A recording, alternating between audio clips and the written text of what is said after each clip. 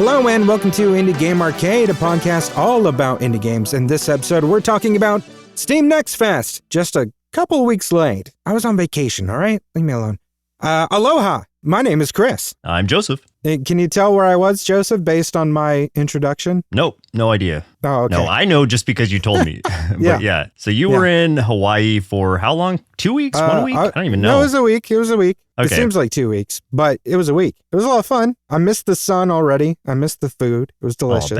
I'll bet. There was, lots of family, more family than I could have ever imagined. So that was a lot of fun. But now that I'm back here in the States in very gray, cloud-covered Minnesota, I am craving sunshine, craving citrus fruits, and craving fresh sushi. Getting none of those things. Is seasonal depression just like a year-round thing in Minnesota? No, it feels not like it. Year-round. It's just 9 out of 12 months, So, Man, no, so not much. year-round. Just 9. Right now, so while we were gone, we got second winter, and now we're moving into, we get second winter? Yeah. Oh, boy. So you get winter, and then you get false spring, where it's like a week where it warms up and all the snow melts. Then you get a big snowstorm, which is second winter. And now we're coming out of second winter. We're heading into mud season, where everything, it starts to melt again. All the dog poop is coming out. Everything's just a big brown mess. But then we will get a third winter here soon. And then we will finally see the beginnings of an actual spring. So that's where we're I was at. thinking about Star Wars and the parallels to just the titles of at least the original trilogy when it comes to this. Sure. And I was thinking a new spring, and then Revenge of the Snow, and then Return of the Sunlight, maybe, or even just Return of the Snow. It sounds like there's just a lot of snow. Yeah, it's mostly snow. Ugh. Snow, ice, mud. That's pretty much it. Gross. Speaking of mud, no, we're not talking about mud at all. We played a bunch of demos from Steam Next Fest, and we're going to talk about those. Game start! And we're going to start with Monster Train 2. This is a game that's been on both of our radars. We're really excited about it. This was developed by Shiny Shoe, published by Big Fan Games. And for a quick description, powerful beings known as Titans have seized control of heaven. A makeshift alliance is formed between former angels and demons who must learn to work together against their common foe. Now you must command these clans aboard newly forged trains and embark on your journey through hell, heaven, and the abyss to defeat the Titans before they destroy the world. Chaos awaits beyond the gates. Hey, that rhymes. Yeah, it does. That is nice. This was one that you played specifically. I haven't gotten to play it yet, but I saw that you were bringing this forward, so I was like, okay, let's have you talk about it. Yeah, I had to jump on this one, being a huge fan of the original game. And because this one was just kind of stealth dropped, I didn't even know it was coming out. And then 1 week it just the demo appeared. And it's okay, I don't with a game that I know I'm going to purchase, like Monster Train, I wouldn't normally play the demo, but I was I got to try this one out. I got to see what the differences are. I got to do it. I got to do it. And so it's so much like the original game. If you liked that one, you're going to like this one too. That's what I've heard. But there are some changes that are very interesting, and so far from what I've seen, for the better, or at least to improve upon that formula. One such being, for anybody who doesn't know what Monster Train is, let me start there first as a base level to tell you what some of the gameplay mechanics of it are. The things that are the same are it's still a deck builder. You still have monster cards and spell cards that you're kind of building into your deck. You have 4 floors on your train. The train is the battlefield, essentially. So the 4 floors of your train, you start on the bottom one, and then at the very top one, your monsters start on the bottom one, and the enemy monsters start on the bottom one. The top floor of the train is your pyre heart, which is essentially the heart of the train.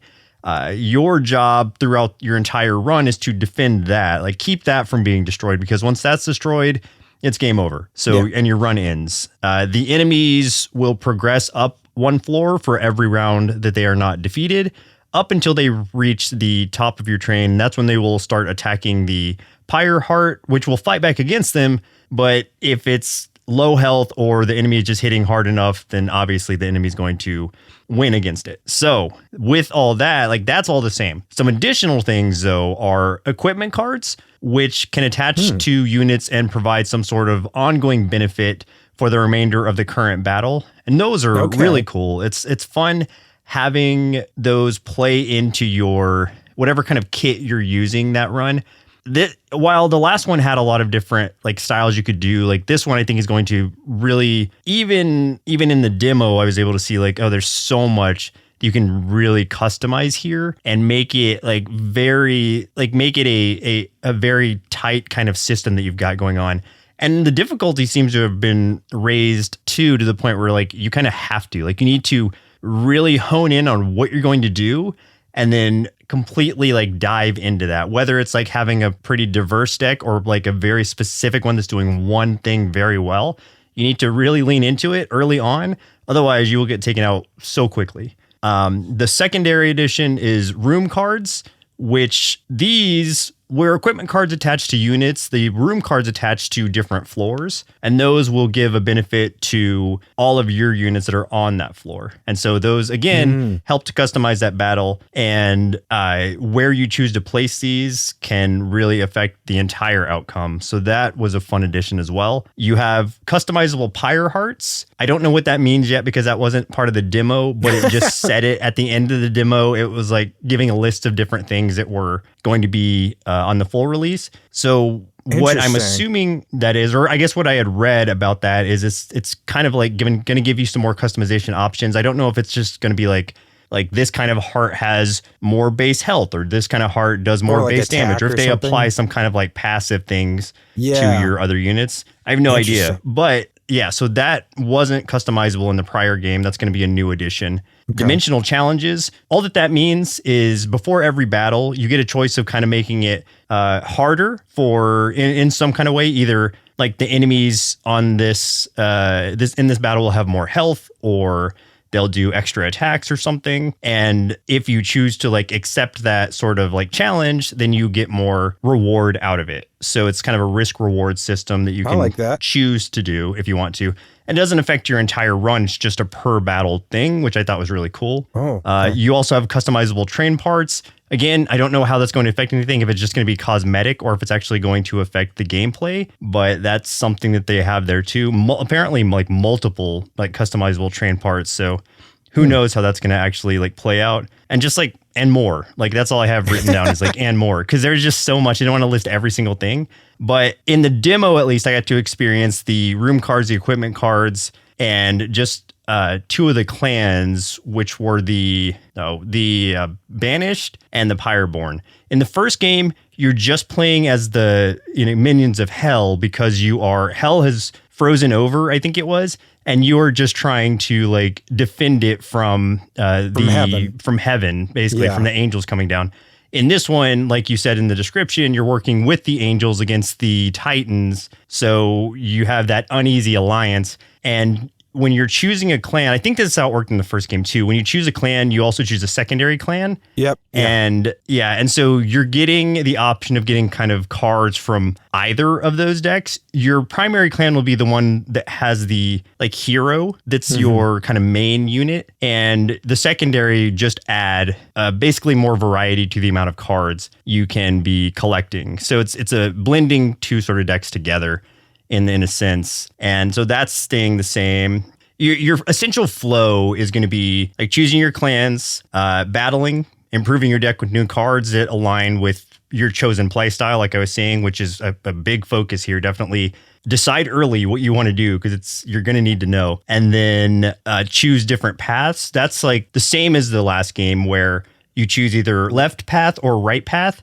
And those will have like usually three options of like different things, different either shops or like health recovery for your pyre heart, or it'll have like a random event that you can either benefit or, not benefit from. And so like that's where the like choosing the path goes.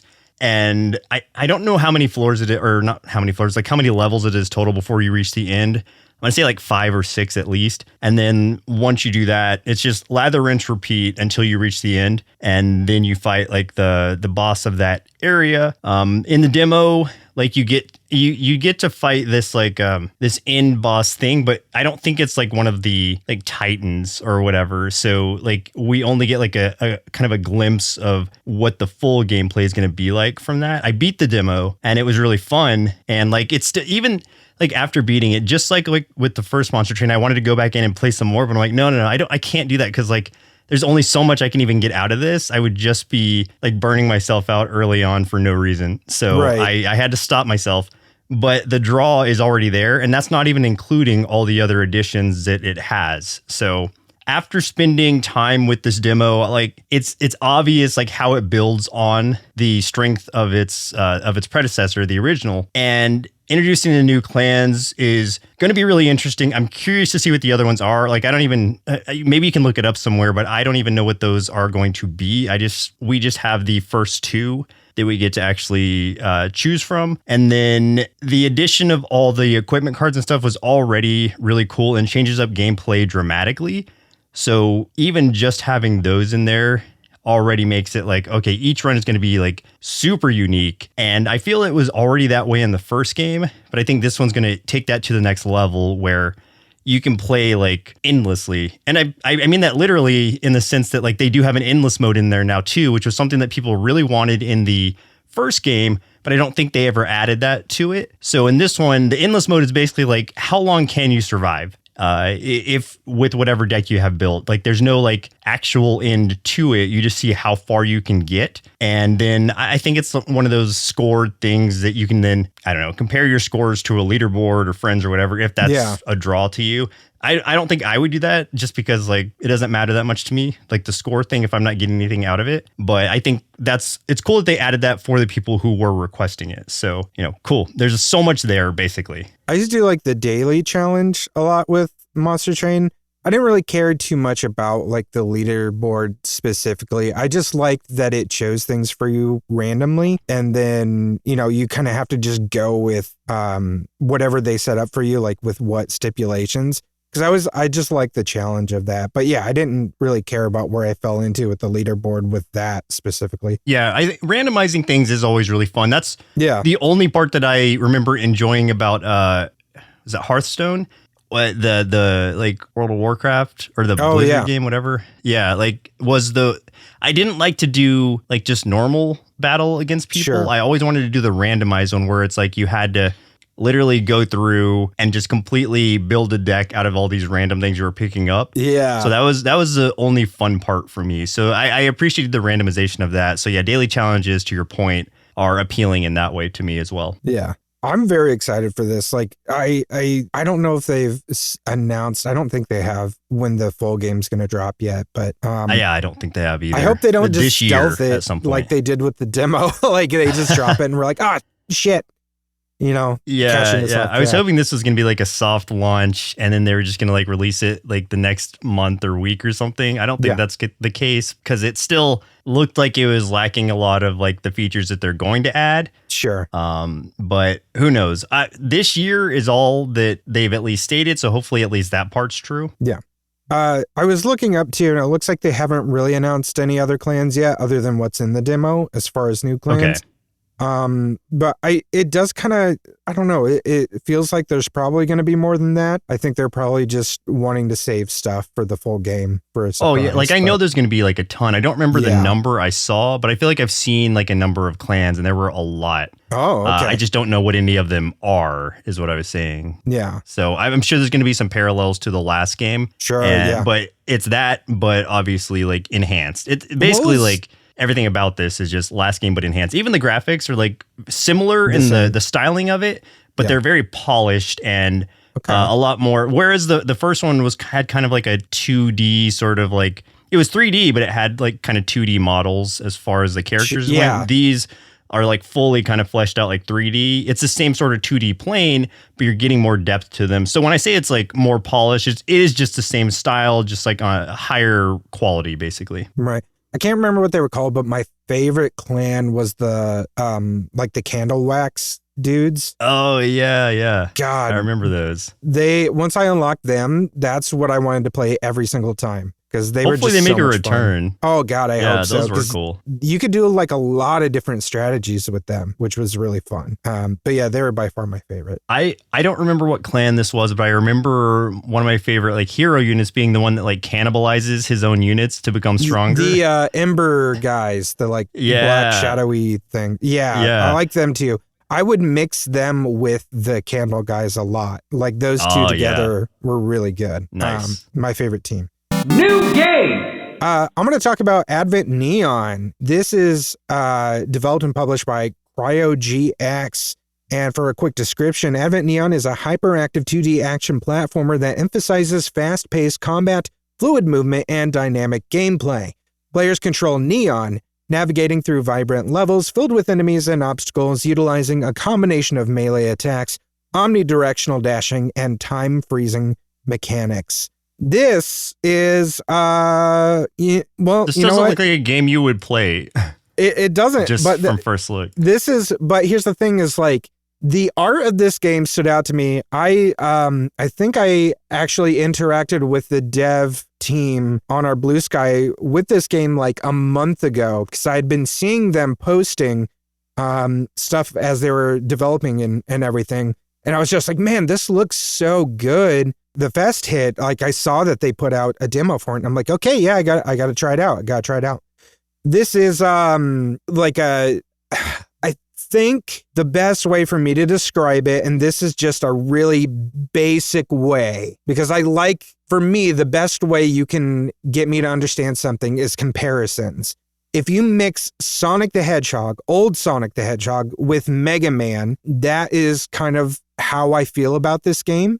I'll explain how that works. So you've got your run fast mechanics. You got your running, your fast running, your dashes, your wall jumps. It's all like omnidirectional, like I said in the description. So like you can jump in like, all these different degrees, which is great, and dash and all of those too. But unlike the early Sonic games, you also have beat 'em up mechanics where you can like build combos with different attacks. And you can build up energy where the more damage you do, you have like this attack meter that when it hits 100%, you go into like Super Saiyan mode where you do extra damage. So like the supersonic. Yeah, exactly. And Joseph, there's a parry. You can parry and stun an enemy. I know you love your parries. I do like parries. Yeah. As far as like the flow of the game, it is very much like, feels a lot like a Sonic and Mega Man like mixed together. You've got different zones within this world of Neopolis. I don't know how you're supposed to say it. That you're like running through at a fast pace, stopping occasionally to like fight enemies to progress. A lot of times you can just, you can stand fight more enemies, or you can find ways to like run around them and just keep moving. It's really kind of up to you how you want to do that. There's also boss levels in that sort of Mega Man kind of way where the zones will eventually you get through so many and it just leads to like a big boss fight, and that is the level. The one I fought in the demo was on rails, so you're basically still running the whole time and dodging all these attacks as you fight, which was super fun to do. There's collectibles, there's power-ups through each zone as well, some of which are super hidden, so you're not going to always find them with how fast you're going if you're moving through the level really quick. And then the levels are also scored, so you can always like go back and replay levels to try to get the highest scores. You can change the difficulty settings. There's like multiple difficulty settings to this game to like rank up in those harder challenges as well. And the music, it's good. It's really pumping, fits the game perfectly. And the art is fantastic. It looks like if Sega had stuck with like 2D as the goal after they made the Genesis and made like a follow-up console that was like a more updated engine, sticking with just 2D graphics, like this is what I would expect it to look like. It's still pixel art, but it's like super smooth, really vibrant. Still has that like feel of kind of like a Sonic title from that era, like from the first 3 games.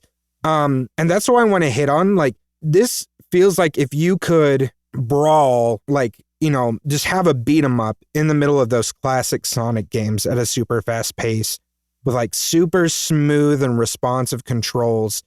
And the main character, Neon, I mean, not only does he have sort of the spiky head, so I mean, clearly there's some homage there.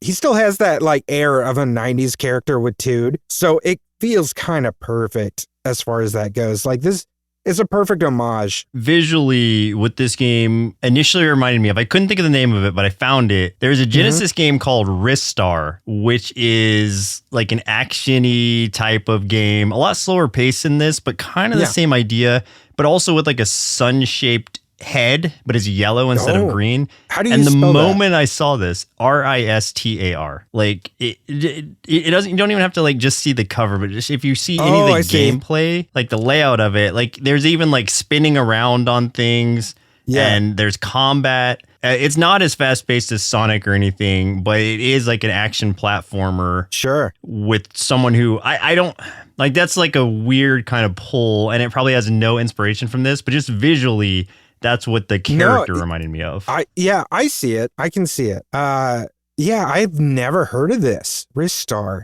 That's interesting. I couldn't remember the name of it, but I knew like I'd seen a character that was like that. I was just trying to find it, and I finally did. I had a really, really fun time with this. Like, I'm not going to kid myself.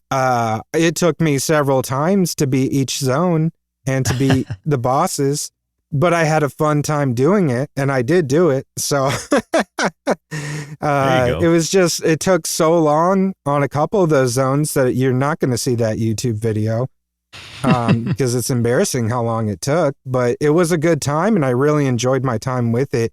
And it is one of those games too that it's like, you know, I had that feeling of sitting down and playing an old school kind of like, you know, Genesis, like Sonic kind of game where I'm like, this feels a little bit like, you know, a childhood revisited in that sort of way, like giving you that sort of nostalgia, but bringing something brand new because it has like a lot of sensibilities that come with like modern games. Like it's like those games with like major improvements in quality of life. So it's one I'm going to keep an eye on. Like I'm very interested to see once the full game comes out. Which, again, there isn't a date yet for this one, but I'm very excited to see how it goes. Yeah, I'll add this to my wish list because it definitely looks like something that would be right up my alley, especially with the parry I think you would love system. it. I mean, come on. Yeah. Yeah. Plus, the style of it's cool. It is very, even like cutscene wise, or what I was seeing as far as like some of the cutscene looks, it kind of has sort of an anime feel to some of it, at least in the bombasticness of it. So I think this is one that I'll at least give a shot. I'll give the demo a shot, actually. That'll do it. Probably tell me enough. Do it. I will. New game! Next game you're going to talk about is Soul Cesto. Cesto? What? Cesto, maybe? I don't know. Soul Cesto? I mean, Soul is sun. Yeah. I'm going to say Cesto. Or Cesto is like... Probably Cesto. Basket or bread? I don't know. It's one of those. Probably Cesto. But yeah, Soul Cesto. So sun basket or sunbread. Who knows? Oh, there you go. Sunbread. Soul Cesto, developed by Tim Bouillet, Gerard Zucchini, and Terrio Spirali, and published by Goblins Publishing. For a short description, Soul Cesto is a tactical and frenetic roguelike in which you have to master your luck, choose a hero, and reach the bottom of a random dungeon. In this grim world, every action has consequences. I looked at the screenshots of this game, and without watching a video of it, I can't make heads or tails out of what's going on. So please enlighten me. Okay, so Soul Cesto or Cesto, whichever, is a game where you are testing your luck against a 4x4 grid. It's a dungeon crawler, but in a controlled way. It's not an action roguelike. It's a roguelike that's more adjacent to like a puzzle, I guess would be sort of the... And even like gambling to a degree because of like how much luck there is to it. So as you go through, so on the 4x4 grid, that's each room of the dungeon. Or sorry, like each room is a 4x4 grid, not like each of the squares in the grid is a room. Like the whole dungeon room is that 4x4 grid. And in that, there is a blend of monsters, traps, and treasures. Also and strawberries. Strawberries heal you for 1 health, so those are important. You always want a strawberry. Like those are always good. But I'm trying to think how to explain this in like the simplest way because it's not super complicated, but it's hard to explain. So it looks hard to explain. If you're looking at this 4x4 grid, imagine that think about it in looking at rows. If you know the difference between rows and columns, rows are horizontal, columns are vertical. Just know that. Thank you. What you're selecting, some people don't know that, so I'm just trying to be very specific. What you're selecting is a row, and every square in that row, when you select a row, it's going to put you into one of them randomly. At base level, you have a 25% chance, a 1 in 4 chance of getting any of those squares. Okay. So what you have to decide is how the RNG has laid out these rooms randomly. What is going to be your best chance of getting either a treasure or a monster that is matching your attack or magic level or is below that? Because those monsters you will defeat without taking any damage. If the monster has, like, let's say you have 2 attack or 1 attack, but the monster has 2 attack, that means you'll defeat the monster, but you'll still take the difference in damage. So that 2 minus 1, you're going to take 1 damage from attacking that monster with 2 attack against your 1 attack. So that's the small math part. It's very simple math, but it's just something important to know, because you have to think about that with every row you decide to take on. Because if it's got like 3 monsters that are going to do like a ton of damage to you and only 1 treasure chest, it's probably not even worth going into that row and risking that, because that's a 1 in 4 chance. So that you're actually going to get something out of it beneficial and not just get hurt. So when you clear like one of the cells, does it then like automatically replace that cell with something else, or do you like move? It stays empty. Okay. So that means that changes the odds of getting something else. So if you get if you are on like a 4, so there's 4 to start. If you take out one of them, then that means there's only like a 33.3% chance of getting all the rest of them. If you wanted to risk it, that's your risk now is 1 in 3. And, if there's only 2 things in there, you have a 50% chance, obviously. So it's just like, it states these percentages below each of the cells. So you don't have to remember these things.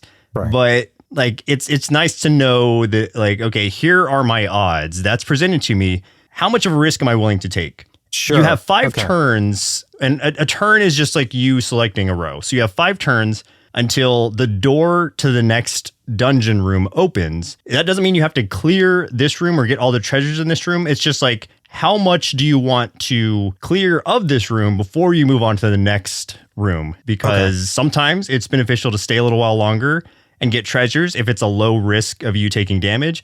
Or sometimes you want to get out as soon as possible because like all these rows suck and they're just full of traps and monsters. So I just need to get out of here as soon as I can. Yeah. After 4 turns, there's also this sun emblem on the right side. And when that's fully charged after 4 turns, you can choose to go to a column vertical instead of a horizontal row. And so where that comes in handy is like, sometimes there will be like 3 or 4 treasure chests lined up on a column. And you're like, oh man, like I'm really waiting for that sun to charge up so I can just go to this like, I'm going to get a treasure chest no matter what if I go vertical on this one. So that's 1 turn you get to do that. And then the sun will reset and you have to wait those 4 turns before that recharges. But you can also save that. You don't have to use it right away. So you can save it for when you need it. I'm talking about like the flow of the game now as far as all this goes. Between rooms, you can purchase beneficial one-time use items. Some of that's like instantly destroy a monster, destroy a trap, or like heal for 1 health, things like that. But again, they're one-time use. You have to really like decide when it's worth using something and when it's not, because there are some monsters that will do like way more damage later on in the dungeon. So you kind of want to hold on to a lot of those items until like you really need them. At least that's what I found, because like my first run, I tried to use them like too early. And then I'm like, oh, I have like nothing to prevent all this damage is about to come to me. So I'm going to die.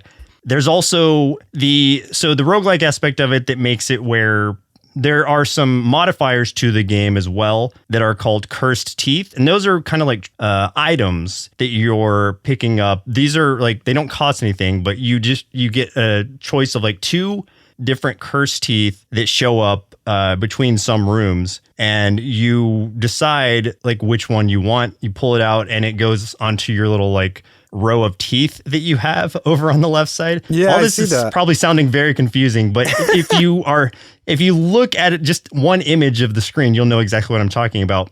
And what these cursed teeth do, like they have like big benefits, but also big drawbacks. You have to decide if it's worth it or like which tooth is worth it. I don't know if you have to take a tooth. I think you can maybe like decline, but I always took a tooth when I had the chance because, you know, it can really benefit you in some ways. The one I can remember is a tooth that makes monsters 30% less likely to attack you or makes them like 30% less attracted to you, meaning that you have a higher chance of like getting any other room that's not a monster room on that row. So huge benefit. But the drawback is this particular tooth takes you down to 1 health like right away. Oh. So if you're already low health, then fine. Or if you have like a healing item in your inventory and you can recover a little bit, then fine. But if you're full health, then you're probably not going to take that item because then it's just going to like reduce you down to 1. And you're like, crap. I mean, even if I have a lower chance of getting hit, if I do get hit now, I'm instantly dead. So it's like there's a trade-off for everything. These teeth are very situational, obviously. So that's what kind of like customizes your run in some ways are all these teeth. And it looks like the row of teeth has like, I don't know how many on it. 1, 2, 3. So it's 10, got like I think 24, no, because 12, sorry. It's got 12 total teeth on there. So there are presumably like 12 different curse teeth you can get. I assume like once you stack 12 different curses, that is going to be really hard to like survive, but you'll have some crazy benefits on top of that. So it's like maybe some of those teeth are maybe some of the like benefits of the teeth are countering the curses of other teeth. I think that's going to be where it kind of really like mixes up gameplay. I had gotten to the first boss and I beat that first boss, and that just the way the boss mechanics, at least for the first one, worked very interesting because essentially instead of having 4 rows to choose from, I was reduced usually to 2 because the boss was moving around and he would be blocking off like 2 of the rows.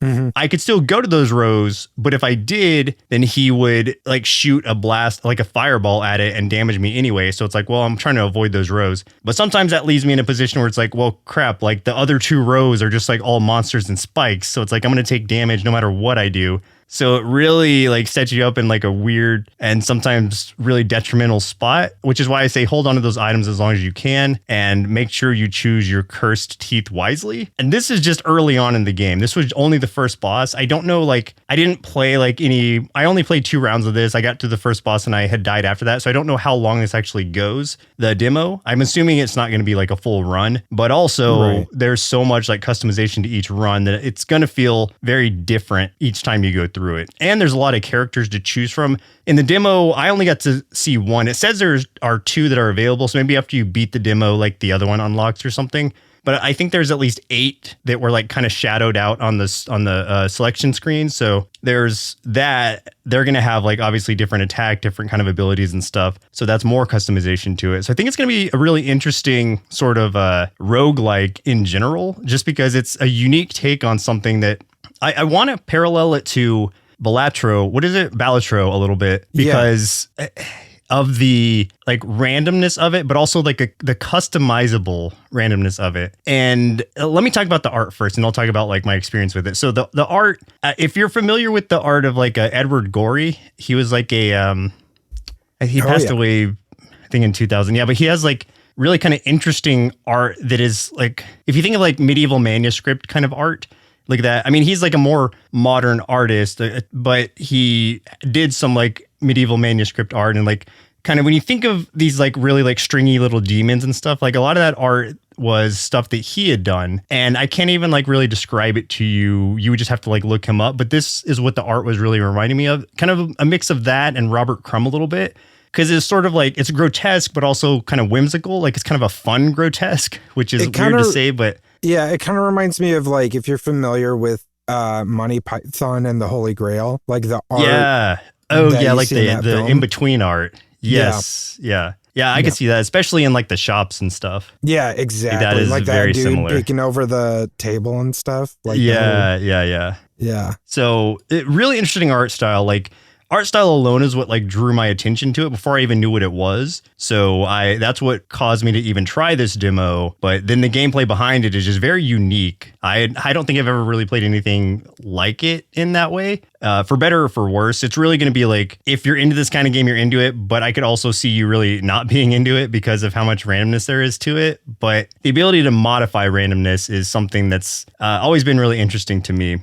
So I like right away, it grabbed my attention with the luck modifying mechanics once I started playing it. And that's something that I've always really been fascinated with, which is probably why like Longshot and Domino have always been some of my favorite Marvel characters. Yeah. And the way luck works here is interesting because you're given just enough information. Like I said, they'll tell you the percentage chance you have of doing something.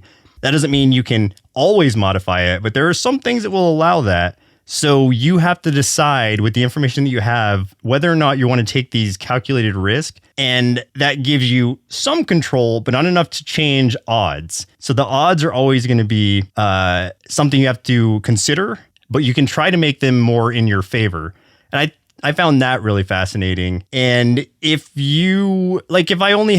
I had 3 enemies and 1 treasure in a row, like I was saying earlier, I'm probably not going to even like go to that row because the odds are just like way against me. So that's where you have to make that decision is like, is it worth trying to get this treasure? Like, so I can afford more in the shop? Maybe yes, maybe no. And here's where you have to like decide if it's just time to like just jet or if you want to take that risk. So the main takeaway is if you like games with semi-controllable chaos, you'll probably enjoy like Soul Cesto. What was that game that we played that was like the pyramid with the drop down thing that I found a little like too random? Billionaire, yeah. So in Billionaire, the reason that didn't appeal to me as much is because like those odds, while you could modify them some, there's still the randomness of the dropping ball. And that was just like too much of like a random thing for me. Whereas this is like calculated randomness and that appeals to me. So I guess that's a really interesting way for me to find out like what kind of game I can deal with the random and what kind of game like is too random. And I think these both are a good comparison of like, okay, this one works for me, that one doesn't necessarily. So yeah, that makes sense. So if Billionaire didn't work for you because it felt a little too random, maybe this one being a little more controlled to be more your flavor. But again, that doesn't mean it's easy because RNG can be completely brutal. And especially once you get deeper into the dungeon and you fight that boss, at least the first boss, I'm sure the other bosses are even like crazier. I barely scraped past him. So this is a game that rewards risk taking, but also really punishes bad luck hard. And sometimes it just won't be in your favor no matter what you do. So considering that, it's still like a fun experience, visually very appealing, and I think it's worth a try. I started this conversation being out, like not being into this one.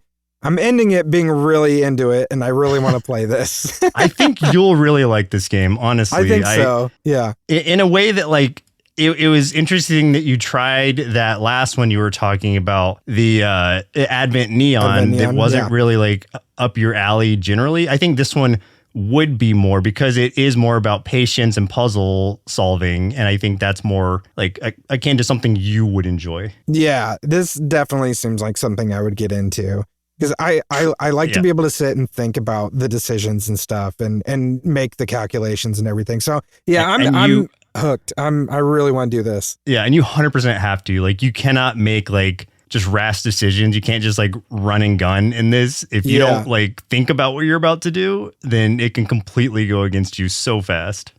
I love that. It looks cool. I'm excited to try that one. New game! For our next one, we're going to talk about Beholder Conductor. This was developed by Alawar Entertainment. For a quick description, Beholder Conductor is a spin-off of the Beholder series, and this is actually kind of a prequel to the very first game. Set in a dystopian society, players assume the role of Winston Smith, the conductor of the Determination Bringer, which is a train. Tasked with monitoring passengers, reporting incidents, and executing assignments from the ministry, players must navigate a world of surveillance and moral ambiguity.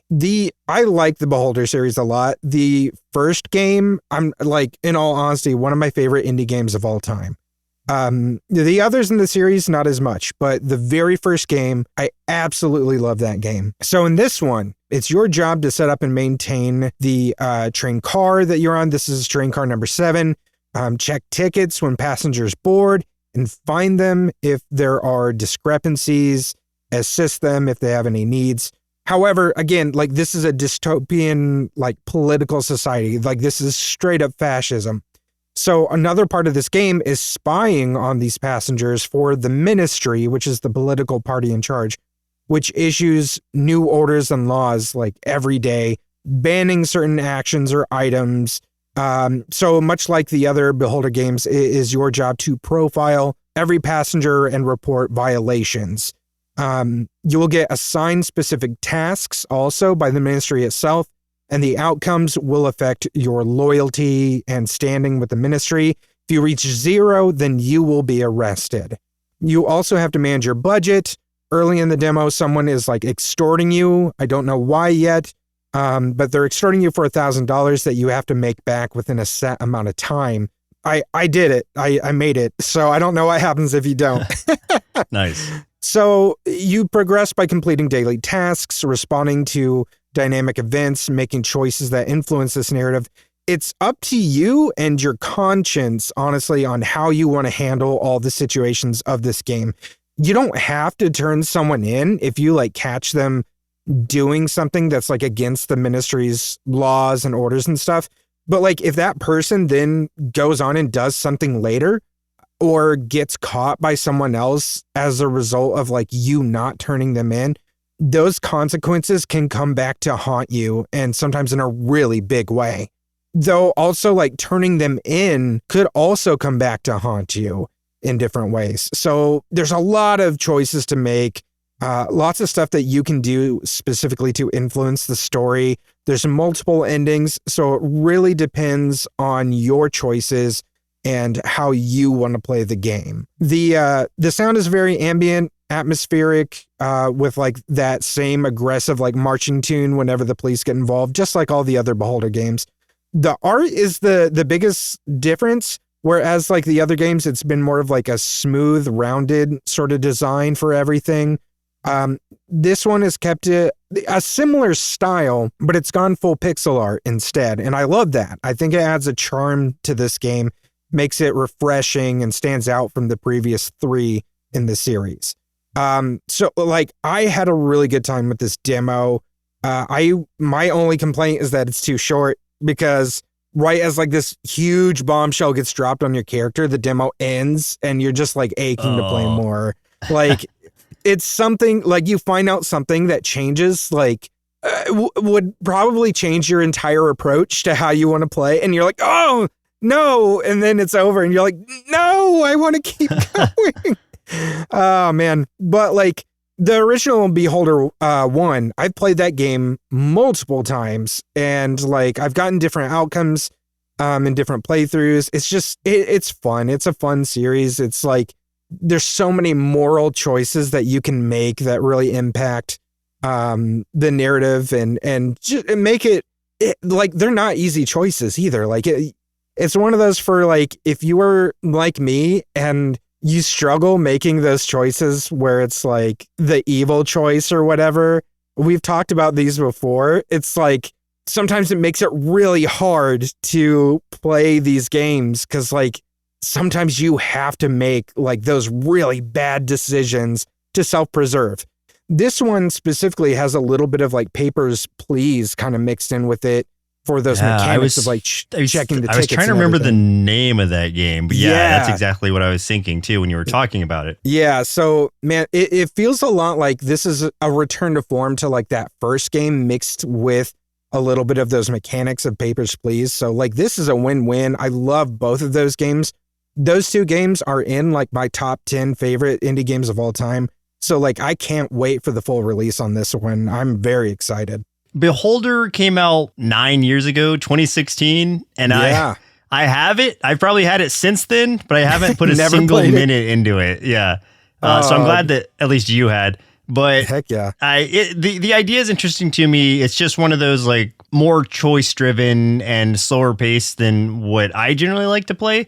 but I can at least appreciate the approach, and it sounds very interesting. And I like that there are multiple endings based on the choices that you make, and that it doesn't always behoove you to make like the bad decision. Cause I was like, well, why wouldn't you just go all in like political, like working with your political party or whatever it is, like your leader. But then it's like, as you said, sometimes that can work against you too, is if you make the like evil choice or whatever. Yeah. So that's an interesting dynamic that makes you kind of stay on your toes to see like, what is the best decision that I can make right now for this choice? It's for I'm curious, like what the different endings would, like how much variety there would be to that based on the choices you're making. Yeah, I'm excited to see that. Like the first game had several endings depending on what happens.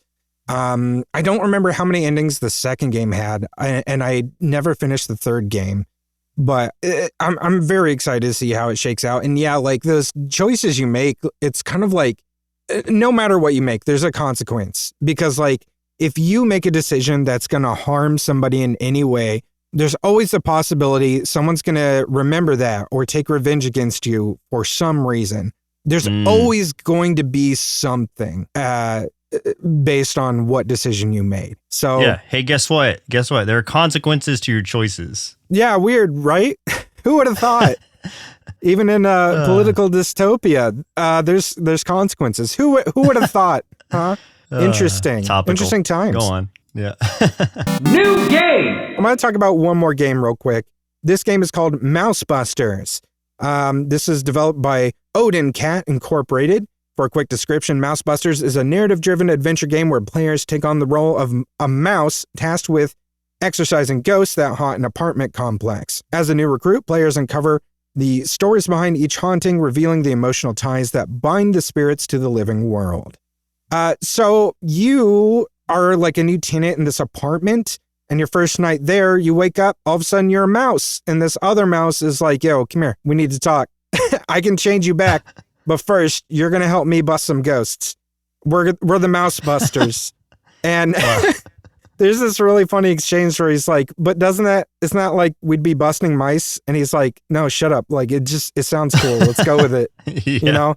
And like, they have a symbol where it's like a little mouse ghost in the red circle with the line going through it. Like, they know what they're doing with this game, man. It is just on the nose. I'm looking at some of the trailers of this, and it looks adorable. And it is adorable. I love the style of it, and the ghost looks super cool.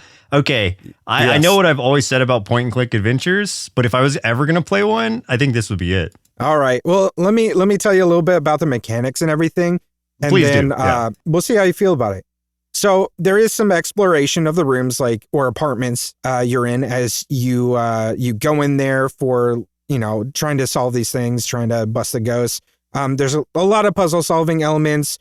It's very point and click based, as we were just talking about. There's a lot of dialogue, especially between you and Chief, who is your mouse in the chair, who kind of guides you, and he's super funny, but he does talk a lot, at least in the demo. And then there's the ghost encounters, where you identify and confront the spirits using the knowledge that you've learned about their origins and like why they're there, how they are tied to the tenant of that specific apartment. And you get items to use against them to help defeat them. There's like some very, very light battle mechanics. At least the one ghost that you fight in the demo, there's some battle mechanics in there, but very, very light. So as far as the flow of the game, you're going through the apartment complex, solving these mysteries of the ghosts, exercising them one by one, which has you learning stories about the tenants. And there's this deeper story about the apartment itself. Like, why are these ghosts here? Like, what is going on with this apartment that this is even happening? Towards the end of the demo, you kind of find out there's like something much bigger is going on behind the scenes. And Chief is definitely hiding something from you. Like I think he definitely knows more about what's going on and isn't telling you, or at least not yet. So I'm not sure what that is. But as you were talking about, like the sound and the art is great. It's cute. It's quirky. Art kind of reminds me of like a more detailed Game Boy Advance kind of style, which I really dig. especially like the sprite designs and everything. That's really good. The ghosts have some really good creepy designs. They're really like, I know. I was like super drawn to it, expecting just like, I guess white sheep like a silly little phantoms. But ghost. this is like, if you think about like Gengar from Pokemon, but like a lot scarier looking. Yeah, some of them are very like eldritch horror looking, like lots of eyes, tentacles, like all kinds of stuff. So that's cool.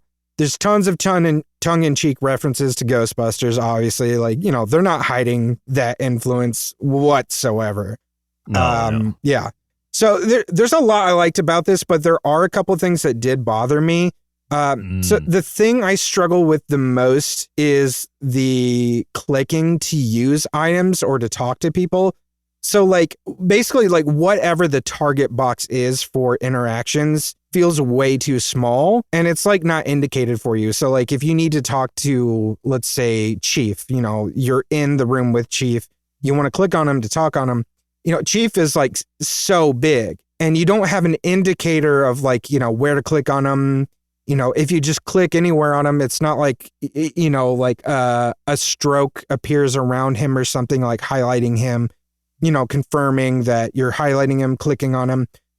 So like a lot of times I was clicking all around his body, trying to figure out like, how do I trigger this interaction to hit?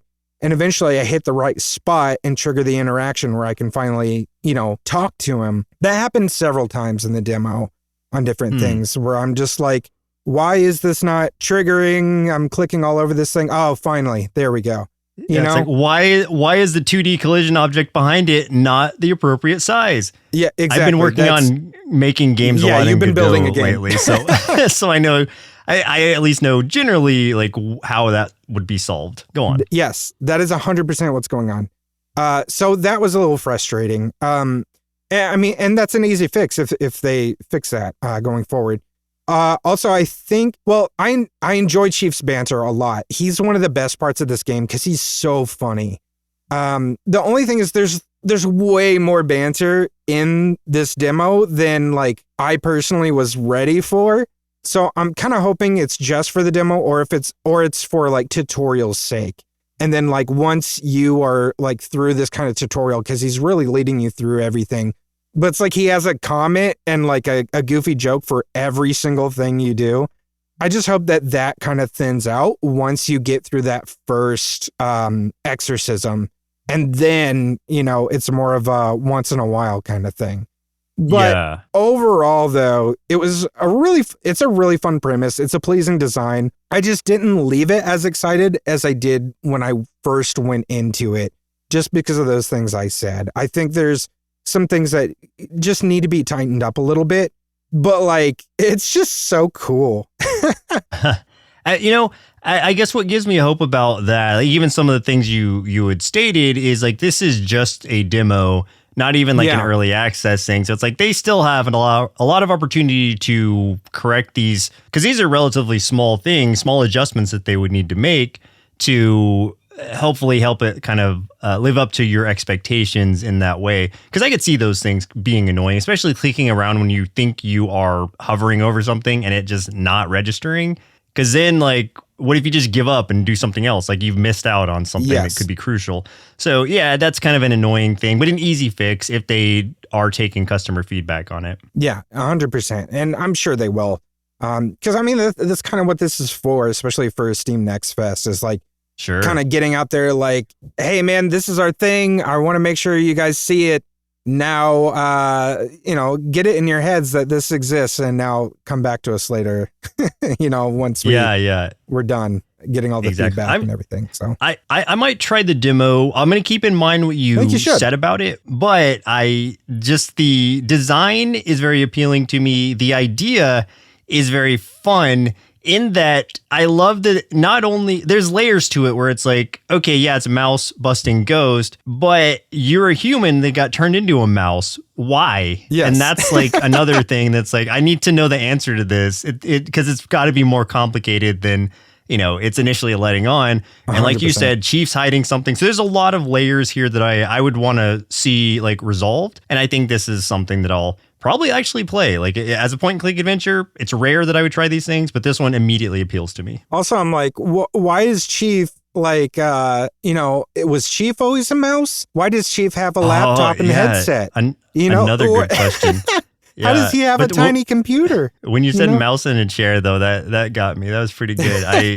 I appreciate that idea. Yeah, it is great. You're gonna have a good time. I feel like you're gonna be laughing through a lot of this demo. And the fact that they were able to immediately recognize that like MouseBusters would mean that they were busting mice is like great, because that was one of my first thoughts too. I'm like, wait, but wouldn't that? And so the fact that they like acknowledge that is like, okay, like they know what they're doing. That's good. Yes, 100%. It's very self-aware for sure. Nice. New game. I wanted to play more this week, and I was really primed to play Demon Spore. So I'll just talk about it for a second because I don't have like gameplay experience with it. But that is like an homage to 80s horror, like kind of like science experiment gone wrong. Yeah. Where it's a action roguelike 2D kind of shooter where you're in a science lab. The multiple rooms of this lab are what you're navigating around, and you've unleashed this like it's like a tentacle. I don't know if it's an alien or thing. It's like a tentacled creature, like a rapidly growing creature that is just spreading, and you're having to navigate around that, like using the twin stick shooter parts of it to like blow up some tentacles and stuff to like make a path for yourself, trying to keep it from like infecting the entire laboratory and presumably the world after that. And I just think the initial idea of like the biological disaster kind of 80s horror is obviously very appealing to me. So I'm curious to see what kind of nods it has to other 80s horror movies. And this is also like a team up with friends kind of thing. So I would want like, I think like this is one like we could play together. Honestly, I wouldn't even have to try the demo to know that this is something that would be up my alley. But that I just wanted to mention that one because that was one that I was really wanting to play, but I didn't get a chance to this week. I had learned about this one quite a while ago. Like, I think this was on a list of like anticipated games for 2025 that I had looked at. God, I want to say in early fall last year or something. Jeez. And I've never heard about it, and it just surprises me. I totally forgot about it. And then until I saw that you were looking into it, and then I was just like, oh crap, yeah. And then I looked into it again. Yeah, it looks so fun. It kind of gives me that like a little bit of like the Blob / The Thing kind of vibes. Yeah, I'm very excited. Absolutely.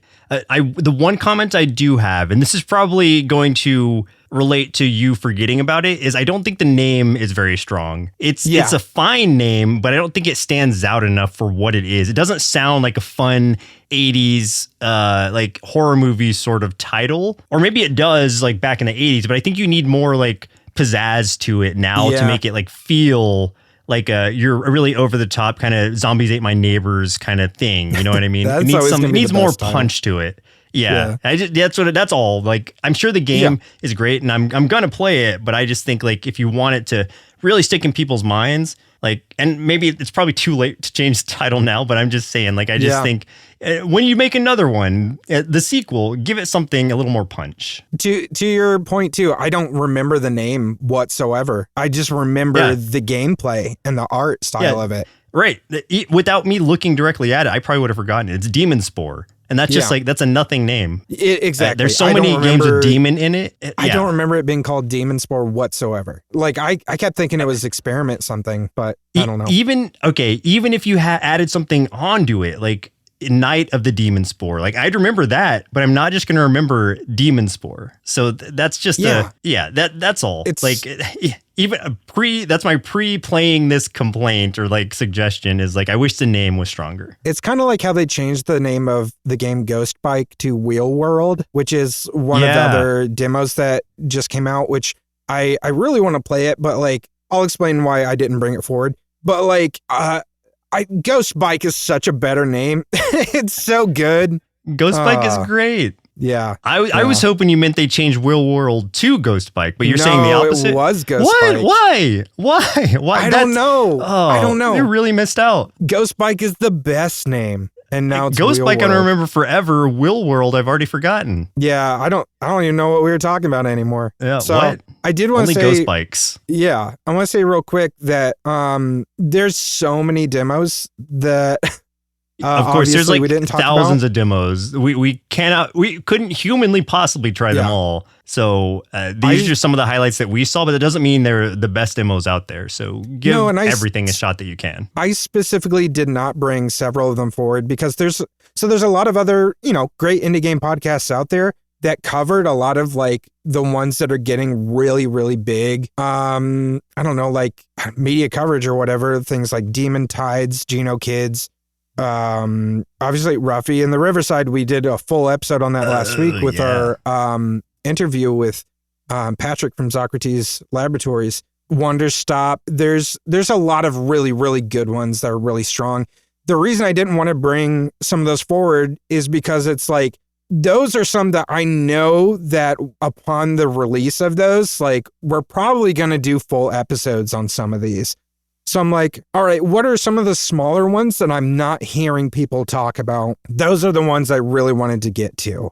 So yeah, that's a good call. Yeah. So those are kind of the ones that we brought forward, with a few exceptions of like ones that we're just very excited for, like Monster Train 2 and Advent Neon, which I've heard plenty of people talking about, but those were just really cool. Monster Train 2, I'm not even sure if that applies to like a Next Fest release or if it was just like a shadow drop randomly. But yeah, I don't know.